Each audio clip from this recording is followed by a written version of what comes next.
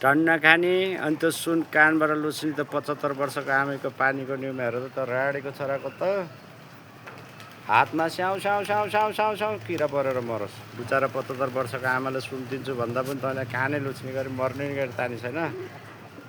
त स्याउ स्याउ स्याउ स्याउ स्याउ स्याउ किरा परेर मरोस्। चिनिया छ मोबाइल चोर ल्याएनछ ल ल ल सब जाने त्यो त प्युठानको आमेको एउटा राडी छोराले सुन चोरेछ। त्यो कहाँ छ त्यसलाई खोजेर लिएर आउनु पर्यो है। टन्न जाने लिएर आउने त मलाई त भिसा सिसा के लाग्नु पर्दैन। यो बहिनीको नि मोबाइल चोर्दैछ कुन चाहिँ गदाले त्यसको नि हातमा स्याउ स्याउ स्याउ स्याउ स्याउ स्याउ किरै परेर धरोस्।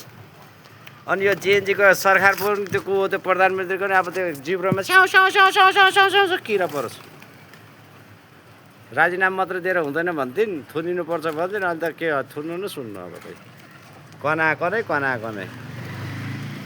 ल ल ल